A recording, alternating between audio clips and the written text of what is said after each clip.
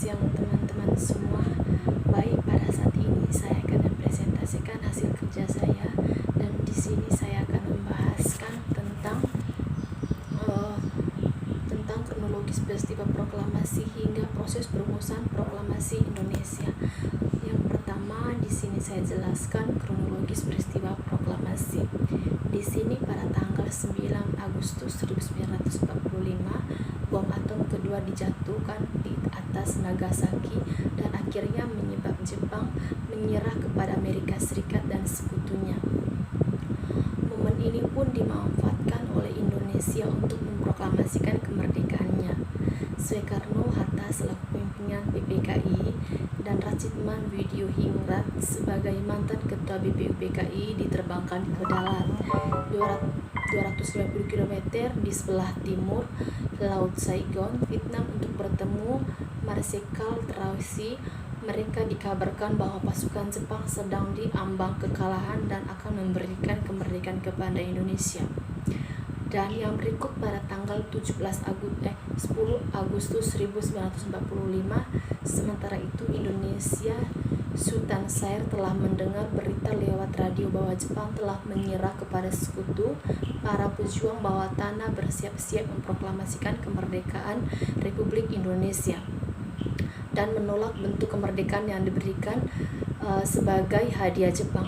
Syed memberitahu penyair Chairil Anwar tentang dijatuhkannya bom atom di Nagasaki dan bahwa Jepang telah menerima ultimatum dari sekutu untuk menyerah.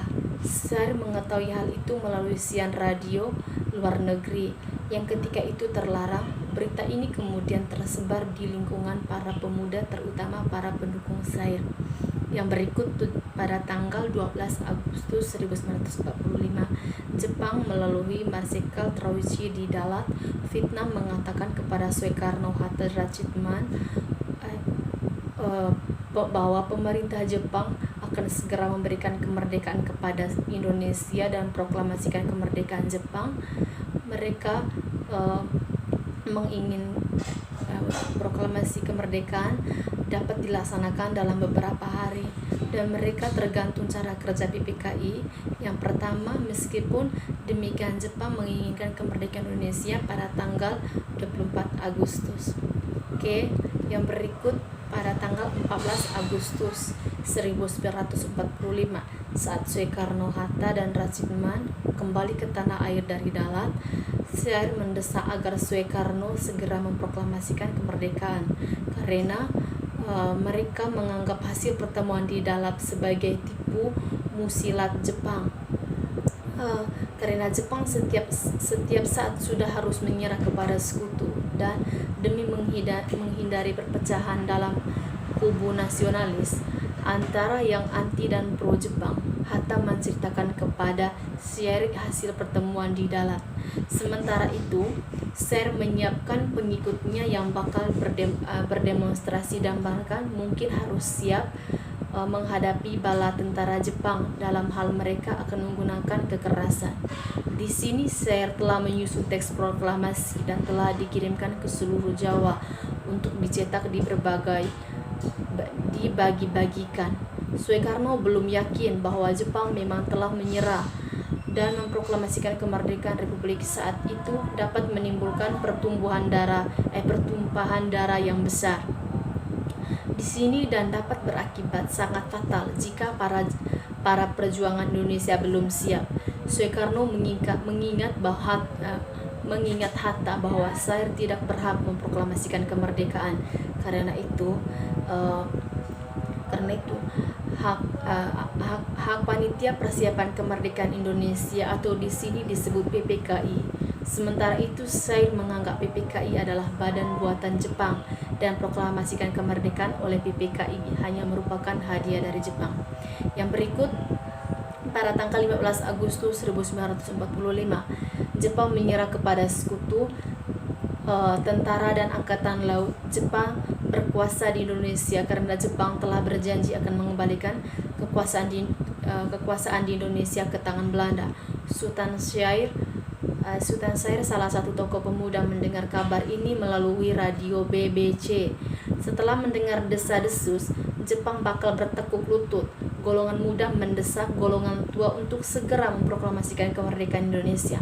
Namun golongan tua tidak ingin terburu-buru. Mereka tidak menginginkan terjadinya pertumpangan darah pada saat proklamasi. Konsultasi pun tidak dilakukan dalam bentuk rapat PPKI. Golongan muda tidak menyetujui rapat itu, mengingatkan PPKI adalah sebuah badan yang dibentukkan oleh Jepang. Dan di sini mereka menginginkan kemerdekaan atas usaha bangsa kita sendiri, bahkan bukan pemberian Jepang. Yang berikut, pada tanggal 16 Agustus 1945, gejolak tekanan yang menghendaki pengembalian kekuasaan oleh Indonesia makin memuncak dilancarkan para pengikut saya.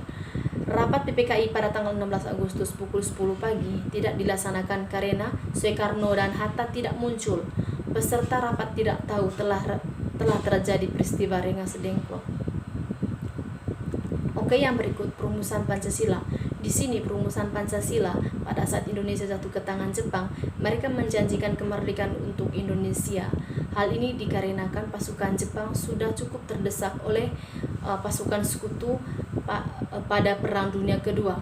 Golongan pemuda meminta Soekarno untuk segera memproklamasikan kemerdekaan agar tak terkesan kemerdekaan Indonesia atas pemberian Jepang. Karena itu, pemerintah Jepang yang masih terasa kuat di Indonesia, golongan tua tidak setuju akan hal tersebut agar menghindari banyak pertumpangan darah. Setelah itu, Jepang dijatuhi bom atom oleh sekutu. Golongan muda makin mendesak Soekarno-Hatta untuk segera memproklamasikan kemerdekaan. Mereka akhirnya menculik Soekarno-Hatta ke Rengas Dengklok. Kemudian pada malam hari sebelum 17 Agustus 1945, Soekarno-Hatta dan yang lainnya berkumpul di rumah Jenderal Kumasi Harada untuk menyusun teks proklamasi. Dan keesokan harinya pada 17 Agustus 1945, kemerdekaan Indonesia diproklamasikan. Oke teman-teman, itu saja hasil presentasi dari saya hari ini. Sekian dan terima kasih. Selamat siang.